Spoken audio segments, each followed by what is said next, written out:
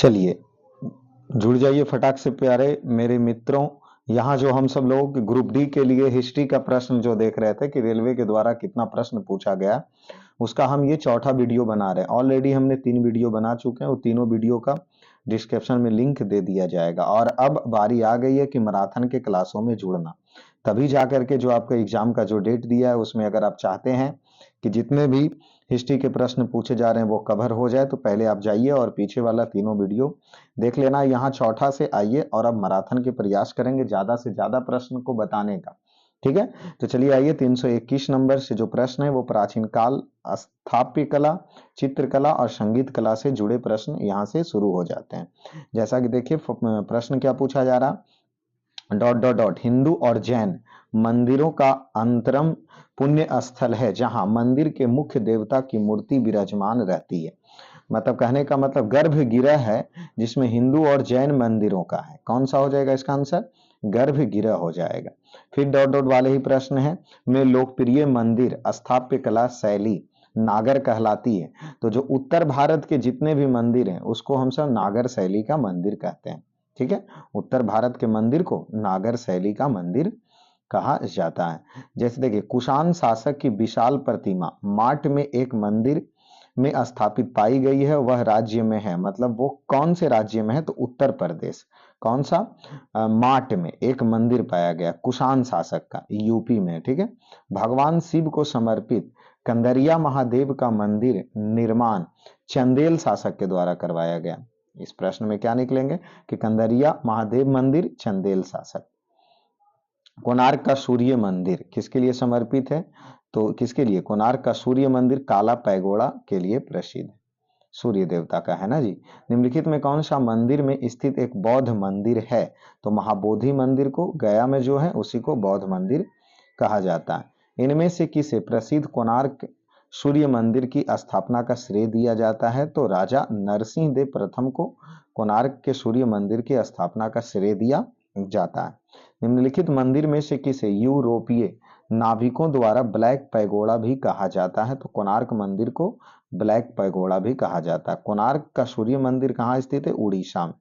बौद्ध गुफा के लिए प्रसिद्ध कार्लो किस राज्य में स्थापित है? तो महाराष्ट्र में, कार्ले महाराष्ट्र में। खजुराहो का भव्य मंदिर किसने बनाया? तो चंदेल शासक। खजुराहो का मंदिर चंदेल शासक। खजुराहो के स्मारक कहाँ स्थित है? तो मध्य प्रदेश में। खजुराहो का मंदिर मध्य प्रदेश में। चलिए, खजुराहो मंदिर का वास्तुकला के किस प्रकार को उजागर करता है? तो नागर शैली को। किसे? नागर शैली को। भारत के किस राज्य में कार्लो नामक संरक्षित बौद्ध गुफाएं हैं? तो महाराष्ट्र में। कार्लो है जो महाराष्ट्र में है। चलिए, बौद्ध गुफा में सबसे अच्छी संरक्षित गुफा कार्लो जो निम्न में से किस राज्य में है? तो महाराष्ट्र में है। बृहदेश्वर मंदिर भारत के किस राज्य में है? तमिलनाडु। बृहदेश्वर मंदिर तमिलनाडु में। चलिए आगे चलते हैं, ये कहाँ चले आए? कंदरिया महादेव मंदिर किस मंदिर, क्या पूछा जा रहा है? कंदरिया। कंदरिया महादेव मंदिर किस मंदिर समूह से संबंधित है? तो खजुराहो के मंदिर से संबंधित है। चलिए, मुरुदेश्वर मंदिर किस राज्य में स्थित है? तो कर्नाटक में। मुरुदेश्वर मंदिर कर्नाटक में। तिरुवरु और अजंता के मंदिर की दीवारों पर किस प्रकार की चित्रकारी मौजूद है? तो भित्ति पर है। तिरुवरु और अजंता के मंदिर में किस प्रकार के चित्रकार? तो दीवार पर बनाया गया। लिंगराज मंदिर का निर्माण सोमवंशी राजा जयसी केसरी ने करवाया था। लिंगराज मंदिर का निर्माण किसने करवाया? सोमवंशी राजा अयाती केसरी, सोमवंशी राजा अयाती केसरी के द्वारा। लिंगराज मंदिर कहाँ पे स्थित है? तो भुवनेश्वर में। कहाँ है? भुवनेश्वर में। मोढ़ेरा स्थित सूर्य मंदिर का निर्माण किस राजवंश ने करवाया? सोलंकी राजवंश। मोढ़ेरा सोलंकी राजवंश के द्वारा करवाया गया है। उदयगिरी और खंडगिरी गुफाएं खाली स्थान में स्थित है? तो उड़ीसा में। कहाँ स्थित है? उदयगिरी और खंडगिरी गुफा उड़ीसा में स्थित है। सरवन बेलगोला में स्थित गोमतेश्वर मूर्ति किस सामग्री से बनाई गई है? तो ग्रेनाइट से। किसे? ग्रेनाइट से। विश्व विरासत स्थान के रूप में प्रसिद्ध अजंता की गुफा निम्नलिखित में से किस स्थान पे है? तो औरंगाबाद। अजंता की गुफा औरंगाबाद। निम्नलिखित में कौन सा मंदिर मौजूदा चोल मंदिर में से नहीं है? तो गंगाई कोडांचोलापुरम है जो, ये किससे स्थित नहीं है, तो चोल मंदिर से नहीं है। बाकी चोल मंदिर से है कौन कौन, कंप्राहरेश्वर, बृहदेश्वर, ऐरावतेश्वर। ठीक है, निम्नलिखित में कौन से जो है संयुग सम्मिलित है, तो देखो खजुराहो मंदिर मध्य प्रदेश में है, लिंगराज मंदिर उड़ीसा में है, वेंकटेश्वर मंदिर, तिजार मंदिर, तो इसमें क्या हो जाएगा, देखिए इसका सही मिलान कर लीजिए। खजुराहो मंदिर मध्य प्रदेश, तिजार मंदिर राजस्थान, वेंकटेश्वर मंदिर आंध्र प्रदेश और लिंगराज उड़ीसा में। चलिए उस स्मारक का नाम बताएं जो पुरातात्विक स्थल के सफल जीर्णोद्वार और संरक्षण का प्रमाण है, तो ये हो जाएंगे कौन, सांची का स्तूप जो जीर्णोद्वार और संरक्षण का परिणाम है। स्तूप में निर्मित छज्जे जैसी संरचना को क्या कहा जाता है, तो हमीरका कहा जाता है। क्या कहा जाता है, हमीरका। निम्नलिखित में से किस मंदिर का निर्माण पल्लव वंश के शासक के द्वारा कराया गया, तो कांचीपुरम के कैलाशनाथ मंदिर। पल्लव वंश, कांचीपुर के कैलाश मंदिर, कांचीपुर के कैलाश मंदिर। हिंदू मंदिर के किस हिस्से में बड़ी संख्या में उपासकों की जगह थी, तो वह मंडप, मतलब उपासक लोग कहाँ जाकर के मंदिर में रुक सकते थे, तो वो मंडप में जाकर के रुक सकते थे।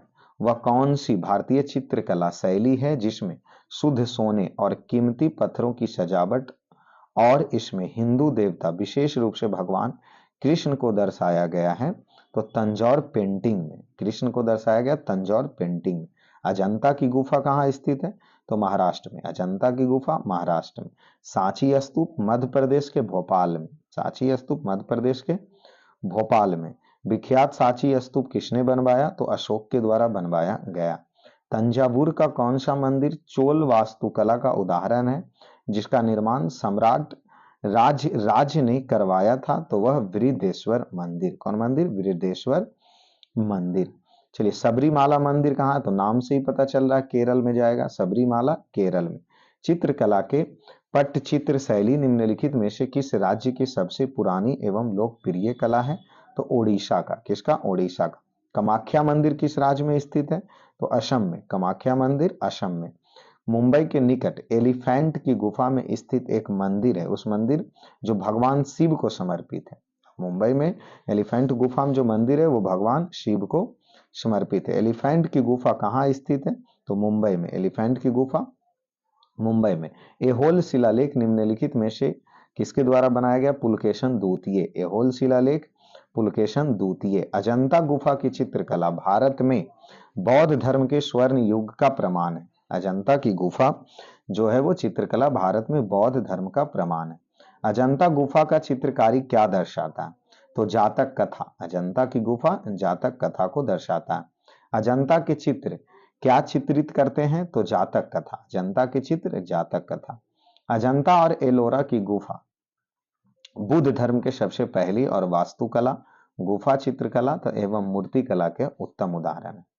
तो अजंता और एलोरा की गुफा में कौन धर्म, बुद्ध धर्म। अजंता एलोरा बुद्ध धर्म। अजंता एवं एलोरा की गुफा किस राज्य में है, तो महाराष्ट्र में। किस राज्य में है, महाराष्ट्र में। अजंता गुफा जो करीब 300 रॉक आउट बौद्धिक गुफा है जो भारतीय कला के बेहतरीन जीवित उदाहरण है, विशेष रूप से पेंटिंग में है, वो कहाँ है, तो ऑलरेडी हम बता चुके हैं कि यह कहाँ, महाराष्ट्र के औरंगाबाद में। महाराष्ट्र के औरंगाबाद में।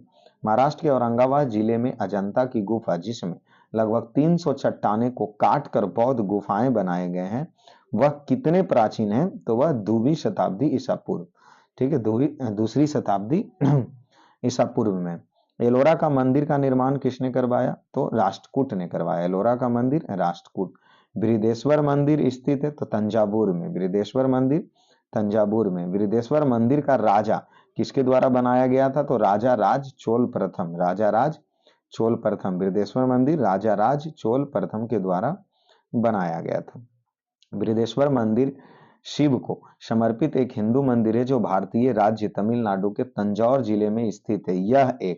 यह एक चोल साम्राज्य के द्वारा चोल साम्राज्य के सिंहासन की शोभा बढ़ाने के लिए बनाया गया था। तो बृहदेश्वर मंदिर तमिलनाडु किस जिला में, तंजौर जिला में। क्यों बनाया गया था, तो चोल साम्राज्य की शोभा बढ़ाने के लिए। प्रसिद्ध बृहदेश्वर मंदिर कहाँ स्थित है, तमिलनाडु। बृहदेश्वर मंदिर तमिलनाडु। बृहदेश्वर मंदिर किस प्रकार की सामग्री से बनाया गया, तो ग्रेनाइट से। बृहदेश्वर मंदिर ग्रेनाइट से। पुरी के जगन्नाथ मंदिर का निर्माण किसने करवाया? तो अंतःवर्मन चोडंगंग के द्वारा, अंतःवर्मन चोडंगंग के द्वारा। प्रसिद्ध सोमनाथ मंदिर कहाँ स्थित है? तो गुजरात में। सोमनाथ मंदिर गुजरात में। सोमनाथ मंदिर भारत में गुजरात में स्थित है। सोमनाथ मंदिर गुजरात में स्थित है। निम्नलिखित में विमल शाह द्वारा निर्मित संगमरमर का मंदिर है जिसको दिलवाड़ा मंदिर कहते हैं। तो दिलवाड़ा मंदिर के निर्माण किया? तो विमल शाह। दिलवाड़ा मंदिर विमल शाह संगमरमर का बना है, ठीक है। माउंट आबू का दिलवाड़ा मंदिर निम्नलिखित में से किस देवता को समर्पित है? तो आदिनाथ को। दिलवाड़ा मंदिर किसके लिए समर्पित? आदिनाथ के लिए। दिलवाड़ा मंदिर खाली स्थान स्थित है तो माउंट आबू पर स्थित है। दिलवाड़ा मंदिर माउंट आबू पर स्थित है। मध्य प्रदेश में स्थित वैश्विक विरासत स्थल भीमबेटका जो एक प्रसिद्ध मंदिर है वो पाषाण आश्रम रॉक सेल्ट के लिए है। किसके लिए? पाषाण आश्रम रॉक सेल्ट के लिए है। फिर आगे आते हैं, अगला प्रश्न देख लेते हैं। चलिए, बन रहा है ना जी? हाँ जी, वीडियो बन रहा है। चलिए, भीमबेटका की गुफा कितनी साल पुरानी मानी जाती है? तो 30,000 साल पुरानी है भीमबेटका मंदिर। 30। चलिए, भीमबेटका गुफा कहाँ स्थित है? तो मध्य प्रदेश। भीमबेटका मध्य प्रदेश। हन्नमकोंडा शहर में स्थित एक ऐतिहासिक हिंदू मंदिर है जो 1000 स्तंभ मंदिर का निर्माण रुद्रदेव के द्वारा कराया गया। तो हन्नमकोंडा शहर में हिंदू का मंदिर है जिसका निर्माण रुद्रदेव के द्वारा कराया गया। चलिए, दिल्ली के अशोक स्तंभ ने वैज्ञानिक को अचंभित कर रखा है क्योंकि यह मौसम की सभी अनिश्चितता को झेलता है और उनमें ना तो जंग लगता है और ना ही संक्षारित होता है। वह धातु किसका बना हुआ? तो लोहा का बना हुआ है। किसका? लोहा का। मीनाक्षी मंदिर कहाँ स्थित है? तमिलनाडु। मीनाक्षी मंदिर तमिलनाडु। महाबोधि मंदिर या महान जागृत मंदिर एक बौद्ध मंदिर है जो बिहार के बोध गया में है, ठीक है। महाबोधि मंदिर संकुल भगवान बुद्ध से संबंधित 4 पवित्र स्थलों में से एक स्थित है जो कि कहाँ? बिहार में। तो महाबोधि बिहार में। उस स्मारक का नाम बताएं जिसमें 9 हिंदू मंदिर की प्रभावशाली श्रृंखला के साथ साथ एक उत्कृष्ट कृति के साथ एक जैन पवित्र स्थान विरूपाक्ष का मंदिर भी शामिल है और बागलकोट कर्नाटक में स्थित है। यह है कौन सी? पड्डूडक्कल में स्मारक का समूह है। पड्डूडक्कल में स्मारक का समूह। चलिए, यहाँ क्या पूछा जा रहा है? निम्नलिखित में किस राजा ने गंगईकोंडा चोलापुरम मंदिर का निर्माण करवाया? गंगईकोंडा चोलापुरम मंदिर का निर्माण राजेंद्र चोल प्रथम के द्वारा किया गया। निम्नलिखित में से कौन सी गुफा की खुदाई राजा खारवेल के द्वारा कराई गई थी? तो खंडगिरी गुफा। राजा खारवेल किसका खुदाई करवाया? खंडगिरी गुफा का। निम्नलिखित में से किस साम्राज्य के दौरान चित्राकेशवा मंदिर का निर्माण हुआ? तो होयसेल। चित्राकेशवा होयसेल। तमिलनाडु स्थित महाबलीपुरम में इमारतों का समूह निर्मित किया गया है। किसके द्वारा? पल्लवों के द्वारा। महाबलीपुरम में पल्लव के द्वारा मंदिर निर्मित किया गया। शोर मंदिर कहाँ स्थित है? महाबलीपुरम में। शोर मंदिर महाबलीपुरम में। कांचीपुरम में कैलाशनाथ मंदिर का निर्माण किसके शासनकाल में हुआ? पल्लव में। कैलाशनाथ मंदिर पल्लव के द्वारा किया गया। तांत्रिका योगिनी पथ का मूल स्थान उड़ीसा है। तांत्रिका योगिनी का मूल स्थान उड़ीसा है। चलिए, गंगाधर कला एक बौद्ध दृश्य कला शैली है जिसके विकास प्रथम शताब्दी ईसा पूर्व से 4वीं शताब्दी ईसा पूर्व के व्यापक तौर पर किस साम्राज्य के लिए हुआ था? तो कुषाण के लिए।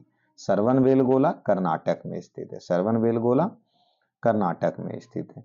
एक ऐतिहासिक जगह चुने जो ग्वालियर मध्य प्रदेश में नहीं है।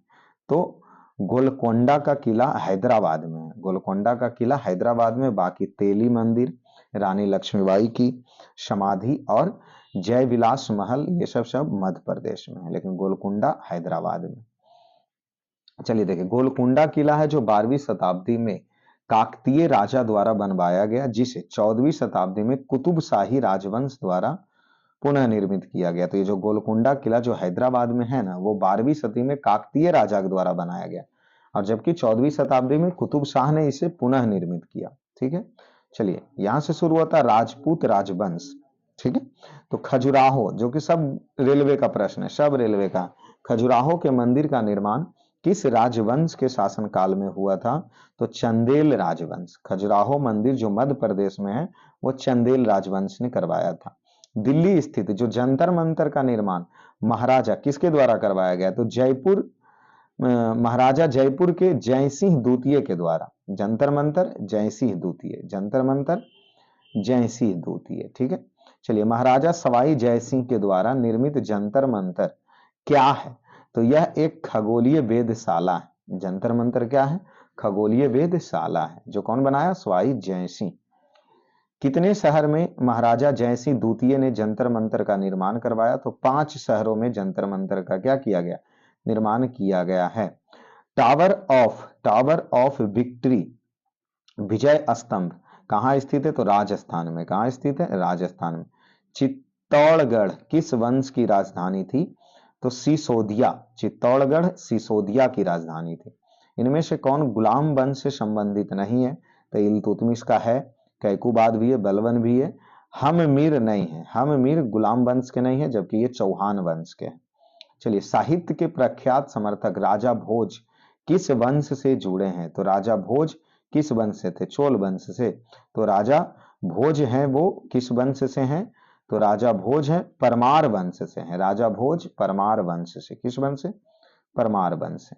प्रतिहार राजवंश के संस्थापक कौन थे? हरिश्चंद्र। प्रतिहार राजवंश हरिश्चंद्र। निम्नलिखित में से किसने माउंट आबू के पास कायादार गांव में गोरी राजवंश के मोहम्मद गोरी को हराया था? किसने? तो सोलांकी द्वितीय, भीमदेव सोलांकी द्वितीय के द्वारा। यहां से फिर आ जाते हैं, विविध प्रश्न आ जाते हैं जो प्राचीन काल के हैं। क्या पूछा जा रहा? विक्रम संवत कैलेंडर की शुरुआत किस वर्ष हुई थी? तो 56 ईसा पूर्व, 56 वर्ष आगे। ठीक है, चलिए कागज का आविष्कार किसने किया? तो कैलून। कागज का आविष्कार कैलून के द्वारा किया गया। भारत के किस राज्य को प्राचीन समय में कामरूप नाम से जाना जाता है? तो कामरूप नाम से किसे जाना जाता था? तो कामरूप नाम से असम को जाना जाता है। कामरूप नाम से असम को। निम्नलिखित में कौन सा भारतीय दर्शन के 6 स्कूलों में एक है? तो योग। 6 स्कूलों में से एक है योग। प्राचीन समय में किसी व्यक्ति को वस्तु के साथ तौला जाता है था और उसी भार मात्रा के समान उस वस्तु को दान कर दिया जाता था। यह प्रथा क्यों बुलाया जाता है? तो तुलाभार। यह प्रथा क्या क्या बुलाया जाता है? उसको तो तुलाभार बोलते हैं। उसको क्या बोलते हैं? तुलाभार। महाभारत के अनुसार भीम और हिडिंबा का पोता कौन है? तो बर्बरिक। भीम और हिडिंबा के पोता कौन है? तो बर्बरिक है। पुरातत्वविदा बीबी लाल ने मेरठ जिले में हस्तिनापुर में कब खुदाई की थी? तो 1951 से 52। जो हड़प्पा सभ्यता का खुदाई किया गया था 1951 से 52। भारत नाम भारतीय संविधान में भारत के लिए उपाधि के रूप में प्रयुक्त होता है जिसका जिक्र भारतीय महाकाव्य में भारत में प्राचीन पौराणिक में किया गया। वो कहाँ किया गया? तो महाभारत में भारत नाम से जाना जाता है। ठीक है, पौराणिक कथा के अनुसार। देखिए, भारत नाम ग्रीक भाषा में आया है जिसका अर्थ होता है सिंधु नदी के पार का क्षेत्र। तो भारत का अर्थ क्या होता है ग्रीक भाषा में? सिंधु नदी के पार के क्षेत्र। पद्मनाभ स्वामी मंदिर इनमें से किस शहर में है? तो तिरुवनंतपुरम में। तिरुवनंतपुरम में। इंडिया नाम किस नदी के कारण पड़ा? तो सिंधु नदी के कारण। प्राचीन काल से ही सौफ, सेठ, साहूकार, महाजन और क्षेत्री के रूप में जाने जाने वाले व्यापारी का मुख्य व्यवसाय क्या था? तो बैंकिंग था। जो भी सौफ है, सेठ है, साहूकार है, महाजन, क्षेत्री, ये सब बैंकिंग, पैसा लेने देने का, सूद देने का काम किया करते थे। महाभारत युद्ध कितने दिन तक लड़ा गया? 18 दिन तक। ठीक है, चलिए सांप और सीढ़ी का अवधारणा अंधविश्वास भरी मान्यता पर आधारित है। क्या? सांप और सीढ़ी की अवधारणा अंधविश्वास की मान्यता पर आधारित है। सबसे पहले पहिए किसने बनवाए? किससे बने होते थे? तो लकड़ी के। पहिया किससे होता था? लकड़ी के। ठीक है, पांडवों ने दिल्ली शहर की स्थापना सबसे पहले की थी और इसे इंद्रप्रस्थ नाम दिया था। तो पांडवों के द्वारा इंद्रप्रस्थ थे और दिल्ली शहर, क्योंकि पांडव महाभारत वाला, दिल्ली शहर की स्थापना सबसे पहले वही पांडवों और इंद्रप्रस्थ उसका नाम पड़ा था। कामरूपी का प्राचीन साम्राज्य किस राज्य में मौजूद है? तो असम में। कामरूप असम, कामरूप असम। ठीक है, चलिए फटाक से आगे बढ़ जाइए। कामरूप, असम। चलिए यहाँ से अरब तुर्की आक्रमण, मोहम्मद गजनबी और मोहम्मद गौरी के प्रश्न, अर्थात यहाँ से मध्यकालीन भारत में एंट्री होता है। ठीक है, नीचे दिए गए शासकों का सही कालानुसार क्या है, पहले कौन आया था ये कहा जा रहा। तो देखिए चंगेज खां पहले है, फिर मोहम्मद गौरी, चंगेज खां, सॉरी, मोहम्मद महमूद गजनबी, गजनबी के बाद गौरी आया, गौरी के बाद चंगेज खां, फिर तैमूर। ठीक है, जो कि महमूद गजनबी 998 से 1030, मोहम्मद गौरी 1173 से 1206 और चंगेज खां 1206 से 1227, तैमूर है जो 1370 से 1405 ईस्वी तक। चलिए पुस्तक तहकीक माल लिल हिंद किसने लिखा, तो ये पुस्तक है अल बरूनी के द्वारा लिखा गया है। लिल हिंद, माल लिल हिंद अल बरूनी, अल बरूनी ने अपनी पुस्तक किताब उल हिंद किस भाषा में लिखा था, तो अरबी भाषा में। किताब उल हिंद अल बरूनी ने लिखा किस भाषा में, अरबी भाषा में। किताब उल हिंद एक किताब जो भारत के इतिहास का उल्लेख करता है, डॉट डॉट डॉट द्वारा लिखा गया, किसके, अल बरूनी के द्वारा, तो पहले ही बोल रहे किताब उल हिंद अल बरूनी। उज्बेकिस्तान का कौन सा यात्री 11वीं शताब्दी में भारत आया था, तो 11वीं शताब्दी में शायद महमूद कौन आए थे, अल बरूनी, 11वीं शताब्दी में अल बरूनी आए थे और वही अपने किताब में लिखा था। उस समय मोहम्मद बिन तुगलक का दौर था। फारसी विद्वान अल बरूनी अफगानिस्तान और भारत पर हमले के दौरान किस आक्रमणकारी के साथ था, तो महमूद गजनबी, क्योंकि हम बार बार बोल रहे हैं कि अल बरूनी भारत आया था महमूद गजनबी के साथ, और किताब उल हिंद फारसी भाषा में लिखा। मोहम्मद गौरी की सेना और पृथ्वीराज चौहान के बीच 2 बार युद्ध हुआ, जिसे किस नाम से जानते हैं, तो तराइन के युद्ध के नाम से जाना जाता है, एगो 1191, एगो 1192 में। चलिए दिल्ली सल्तनत गुलाम वंश की यहाँ से शुरुआत होती है। सुल्तान इल्तुतमिश की पुत्री रजिया निम्नलिखित में से किस वर्ष गद्दी पर बैठी थी, 1236 ईस्वी में। जो कि सबसे पहली महिला शासिका कौन बनी, तो रजिया सुल्तान 1236 ईस्वी में। गुलाम वंश कुतुबुद्दीन ऐबक के द्वारा 1206 ईस्वी में। मामुल्क साम्राज्य का कौन सा 1236 से 1240, दिल्ली सल्तनत वही तो रजिया सुल्तान रहती है 1236 से 1240 ईस्वी तक। दास वंश की स्थापना, वही गुलाम वंश को दास वंश भी कहते हैं, तो कुतुबुद्दीन ऐबक के द्वारा किया गया था 1206 में। गुलाम वंश की स्थापना पूछे फिर भी कुतुबुद्दीन ऐबक 1206 ही देना है। ठीक है, चलिए इनमें से किसके द्वारा दिल्ली सल्तनत में इक्ता प्रणाली की शुरुआत किया गया, इल्तुतमिश के द्वारा। ई से इल्तुतमिश, ई से इक्ता 1226 में किया गया था। सल्तनत काल के दौरान भूमि विवरण और प्रशासनिक प्रणाली का एक अद्भुत प्रकार विकसित हुआ, जिसे क्या कहते हैं, तो इक्तादारी प्रथा। क्या हुआ था, इक्तादारी प्रथा, जो कि भूमि वितरण और प्रशासनिक प्रणाली का एक प्रकार था, इक्तादारी प्रथा। चलिए अमीर अल ख्याल एक अरबी उपाधि है जिसका अनुवाद सामान्यतः commander of the faithful of leader of the faithful के रूप में किया जाता है। निम्नलिखित में से किसे यह उपाधि प्रदान हुआ था, तो जमाल उल्दीन याकूत को। किसको, याकूत को, जो कि याकूत एक सेनापति था। ठीक है, अमीर अल ख्याल एक उपाधि था, ठीक है, याकूत को दिया गया था। चलिए यहाँ सल्तनत शासक गयासुद्दीन बलबन ने किस वर्ष उपाधि ली थी, तो ये रजिया सुल्तान के बाद है जो उपाधि लेता है। रजिया सुल्तान के बाद 1266, रजिया सुल्तान के बाद और भी आते हैं, 9वां गुलाम वंश के 9वां में लेते हैं, 1266 से 87। इनमें से किसकी मृत्यु चौगान खेलते समय हो गई थी, तो वही कुतुबुद्दीन ऐबक, जो घोड़े से गिर करके 1210 में उसके क्या पोलो खेल रहे थे जी, उस समय इसका मृत्यु हो गया। भारत में सिजदा प्रथा किसने लाया, तो बलबन के द्वारा लाया गया, जो कि बलबन का पूरा नाम गयासुद्दीन बलबन है। तो सिजदा प्रथा गयासुद्दीन बलबन। फिर यहाँ क्या पूछा जाए, गयासुद्दीन बलबन ने नवरोज नामक प्रसिद्ध, अच्छा नवरोज जो मुस्लिम का होता है वो बलबन ही शुरू किया था, नवरोज त्योहार। निम्नलिखित में से दिल्ली सल्तनत का शाही वंश, तो पहले ये तो सही बात, पहले गुलाम वंश, ठीक है, और लास्ट में लोधी वंश। तो देख लीजिए गुलाम वंश की शुरुआत यहाँ होता है दो में, गुलाम वंश, खिलजी वंश, तुगलक वंश, लोधी वंश। बी नंबर, गुल खिला तो सुगंध लो, ठीक है। चलिए यहाँ क्या पूछा जा रहा, 1206 से 1526 ईस्वी तक दिल्ली सल्तनत का अवधि होता है जिसमें 5 राजवंश आए थे, ठीक है, 1206 से 1526। उसके बाद उधर मुगल वंश की शुरुआत हो जाता। रजिया सुल्तान किसकी बेटी थी? तो इल्तुतमिश की बेटी थी। रजिया सुल्तान इल्तुतमिश की बेटी। दिल्ली सल्तनत की पहली महिला शासिका रजिया सुल्तान किस राजवंश के था? तो गुलाम वंश। कौन से? दास वंश, गुलाम वंश। चलिए, दिल्ली सल्तनत की एकमात्र महिला शासिका रजिया सुल्तान। दिल्ली की पहली महिला शासिका रजिया सुल्तान। चलिए, गुलाम वंश लगभग 84 वर्ष तक एक उपमहाद्वीप में शासक करने वाला मुस्लिम वंश था। ठीक है। चलिए आगे चलिए। क्या कुतुबुद्दीन ऐबक और रजिया किस वंश से हैं? तो वही गुलाम वंश, मामुल्क वंश राजवंश से संबंधित था। गुलाम वंश का स्थापना यहाँ हुआ। यहाँ क्या पूछा जा रहा है? 1206 ईस्वी में कुतुबुद्दीन ने खुद को दिल्ली के सुल्तान घोषित किया और एक गुलाम वंश का स्थापना किया था। गुलाम वंश के बाद खिलजी वंश आते हैं, तो खिलजी वंश देख लीजिए।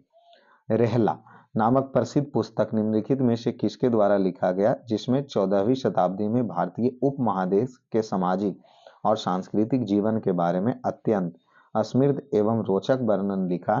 तो रेहला पुस्तक इब्न बतूता लिखा। बात साफ शब्दों में, इतना मत पढ़िए। रेहला पुस्तक इब्न बतूता। कौन सा शासक कुतुब मीनार के निकट अलाई मीनार बनवाना चाहता था, लेकिन इसका निर्माण कार्य पूर्ण नहीं हुआ? तो अलाउद्दीन खिलजी था, जो कि कुतुब मीनार के निकट अलाई दरवाजा बनाना चाहता था, मीनार बनाना चाहता था, लेकिन वो पूरा नहीं किया। अलाउद्दीन खिलजी। निम्नलिखित में से किसने अपने सैनिक के लिए सैन्य गैरिसन शहर सीरो का निर्माण किया था? अलाउद्दीन खिलजी। कौन? अलाउद्दीन खिलजी। रानी पद्मावती का संबंध किस शहर से? चित्तौड़गढ़। रानी पद्मावती चित्तौड़गढ़। अलाउद्दीन खिलजी के शासन काल में राज्य द्वारा निम्नलिखित में से किस प्रकार का कर नहीं लगाया गया था? तो लघु उद्योग कर नहीं लगाया गया था। खिलजी वंश का प्रथम शासक कौन थे? तो वही जलालुद्दीन फिरोज खिलजी। जलालुद्दीन फिरोज खिलजी। 13वीं शताब्दी में बख्तियार खिलजी ने बंगाल के किस राजा को पराजित किया था? तो लक्ष्मण सेन को। किसको? लक्ष्मण सेन को पराजित किया था। यहां से हो जाते गुलाम वंश के बाद तुगलक वंश। तुगलक वंश में क्या पूछा जा रहा? मोहम्मद तुगलक के शासनकाल के दौरान निर्मित बेगमपुरी मस्जिद दिल्ली में उनकी नई राजधानी जहां पनाह का प्रमुख मस्जिद था। तो ये मोहम्मद तुगलक से संबंधित है। ठीक है। चलिए, एक प्रसिद्ध यात्री इब्न बतूता कहाँ से आया था? तो मोरक्को निवासी था, जो कि रेहला पुस्तक यही लिखा था ना, इब्न बतूता। तो मोरक्को निवासी था। प्रसिद्ध यात्री और लेखक मोहम्मद इब्न बतूता किस देश से संबंधित है? तो वही मोरक्को निवासी। इब्न बतूता का संबंध मोरक्को से। काकतीय राजवंश का अंत निम्नलिखित में से किसके द्वारा किया गया था?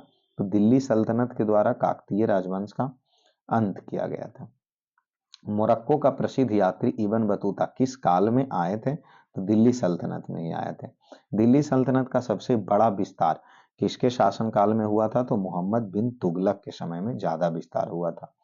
प्रसिद्ध कन्नड़ नाटक तुगलक, जिसका अन्य भारतीय भाषा में भी मंचन किया गया, वो लेखक हैं। तो कौन से लेखक हैं? तो गिरीश कर्नाड का। निम्नलिखित सम्राट में अपनी राजधानी दिल्ली से दौलताबाद स्थानांतरित किया था, वही मोहम्मद बिन तुगलक। दिल्ली से दौलताबाद मोहम्मद बिन तुगलक। मोहम्मद बिन तुगलक ने दिल्ली से अपनी राजधानी कहाँ लाया? दौलताबाद। दिल्ली से कहाँ लाया था? दौलताबाद लाया था। चलिए, 14वीं शताब्दी के दौरान भारत में किसने सोने व चांदी के नियमित मुद्रा के स्थान पर सस्ती धातु से निर्मित सांकेतिक मुद्रा का शुरुआत किया था?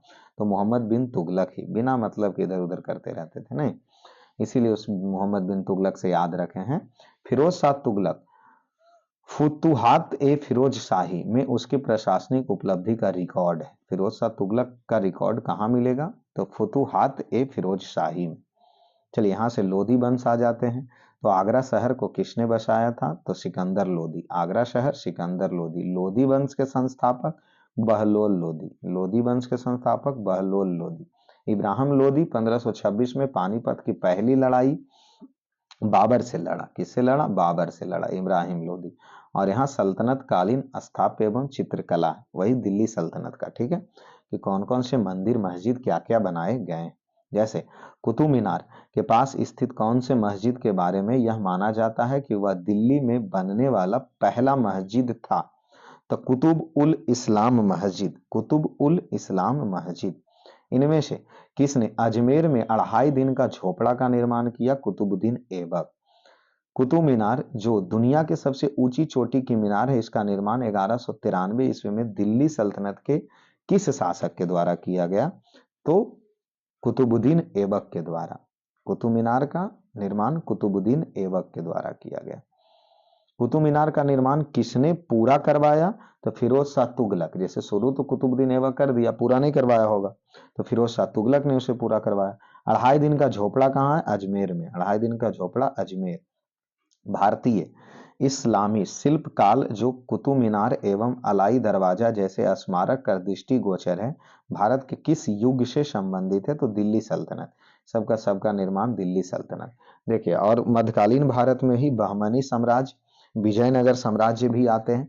इसलिए कृष्णदेव राय का संबंध तुलुब वंश से। कृष्णदेव राय तुलुब वंश।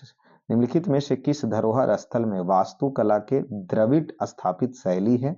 तो हम्पी में। कहाँ है? हम्पी में। विट्ठल मंदिर स्मारकों के इनमें से किस समूह में शामिल है? तो हम्पी में स्थित स्मारक समूह। हम्पी का विरूपाक्ष मंदिर किसे समर्पित है? तो भगवान शिव को। चलिए, बुक्का प्रथम प्राचीन भारत के इनमें से किस राजवंश से संबंधित है? तो संगम वंश से। कौन से वंश से? संगम वंश से। बहमनी साम्राज्य की स्थापना किसने किया? अलाउद्दीन बहमन शाह के द्वारा। चलिए, बहमनी साम्राज्य की स्थापना 1347 ईस्वी में हसन गंगू ने की। किसने किया? हसन गंगू। प्राचीन भारत में वीर नरसिंह इनमें से किस राजवंश के शासक थे? तुलुब वंश से। हम्पी विजयनगर साम्राज्य की क्या थी? राजधानी थी। वर्तमान समय का हम्पी विजयनगर साम्राज्य का क्या था? राजधानी था। विजयनगर साम्राज्य के उस शासक का नाम बताएं जिसने 16वीं शताब्दी में शासन किया? तो कृष्णदेव राय के द्वारा। कृष्णदेव राय विजयनगर साम्राज्य के शासक हैं। निम्नलिखित में से किसने साहित्य अमुक्तमाल्य पर मध्ययुगीन ग्रंथ संकलित किया है? तो श्री कृष्णदेव राय। अनम्या मध्ययुगीन काल में एक कवि गायक थे, वे किस वर्तमान भारत राज्य से संबंधित है? तो आंध्र प्रदेश से। देवराय प्रथम के शासनकाल के दौरान निकोला कोंडी ने विजय पर दौरा किया था। कब? तो 1420 ईस्वी में। फिर यहाँ पूछा जा रहा साम्राज्य की स्थापना संगम राज हरिहर बुक्का। विजयनगर साम्राज्य का स्थापना किसने किया? तो हरिहर एवं बुक्का के द्वारा किया गया था। गोलकुंडा किला का जो है वो दौरान बनाया गया था, तो उसका निर्माण, इसमें स्टार लगाया है, उसका आंसर नहीं लिया है। प्रसिद्ध गोलकुंडा किला किस राज्य में स्थित है? तो तेलंगाना में। विजयनगर साम्राज्य के पहले राजा कौन थे? हरिहर प्रथम। उस इंजीनियर का नाम बताएं जो हम्पी के खंडर के दुनिया के समक्ष लाया था? तो कर्नल कॉर्लिन मैकेंजे। और यहाँ से भक्ति एवं सूफी आंदोलन नेक्स्ट वीडियो में चलेंगे, नेक्स्ट पार्ट में चलेंगे, ठीक है। तो यहाँ लगभग 200 प्रश्नों का कवर किया गया ना आज, तो इसी प्रकार अब मैराथन खींचा जाएगा अगर आप सब लोगों का लगातार इच्छा प्रकट इस वीडियो पर हुआ तो। ठीक, चलिए धन्यवाद।